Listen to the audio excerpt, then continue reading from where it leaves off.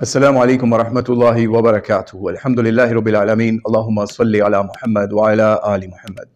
एक वीडियो मुलाहिज़ा कीजिए, फिर हम उसके ऊपर बात करते हैं कि एक जाहिल शख्स ने मोहम्मद बिन अबी बकर रज़ियल्लाहु तआला अन्हु को जन्नत का सरदार करार दिया। वो सुनिए, फिर हम उसके ऊपर मज़ीद बात करते हैं कि नबी अलैहिस्सलाम ने किसको जन्नत का सरदार करार दिया। मोहम्मद इब्नी मिन सुल्ब अबी बकर, मोहम्मद मेरा बेटा है।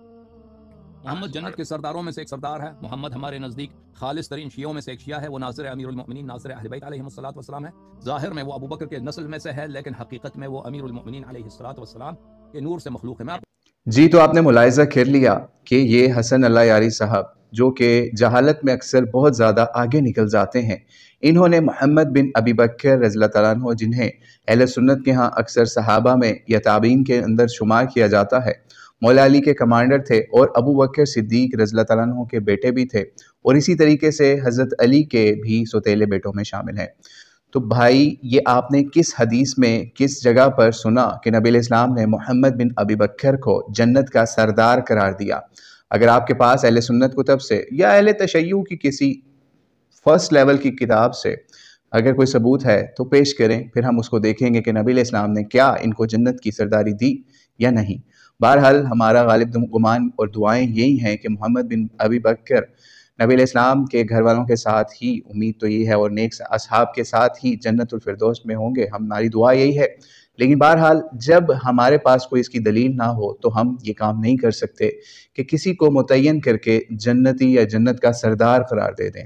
अब हम आपको बताएंगे कि नबी अलैहिस्सलाम ने जन्नत का सरदार किसको करार दिया। जैसा कि अहले सुन्नत के यहाँ मुतअद्दिद रवायात इस पर भी मिल जाती हैं कि नबी अलैहिस्सलाम ने जन्नत के नौजवानों का सरदार हसन और हुसैन को करार दिया, उनकी औरतों की सरदारों के अंदर बीबी फातिमा को भी करार दिया, और उनके शोहर यानी बीबी फातिमा के शोहर और हसन और हुसैन के वालिद मोहतरम अली को उनसे भी आला भी करार दिया। अहादीस के अंदर हमें ये चीज़ मिल जाती है।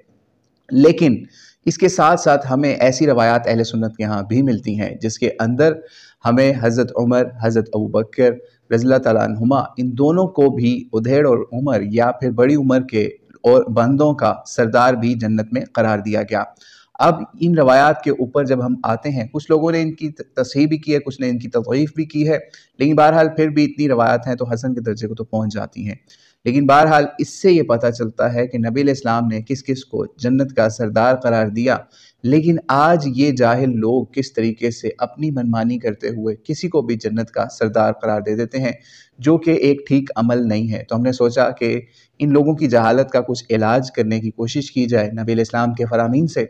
लेकिन बहरहाल जो लोग जाहिल हो जाएं, वो अपनी जहालत में मज़ीद आगे निकलते रहते हैं, और वो उन हस्तियों का जिनका ये बच्चा है, यानी हज़रत अबू बकर का ये बेटा है, ठीक है, यानी मोहम्मद बिन अबी बकर, और हज़रत अली का सौतेला बेटा है, क्योंकि उनकी वालदा की शादी बाद में हज़रत अली से भी हुई, तो ये उनके वालिद को तो जन्नती मानने के लिए तैयार नहीं है, जिनकी रवायात भी हमने दिखा दी कि उनको नबी अलैहिस्सलाम ने किस तरह जन्नत का सरदार करार दिया।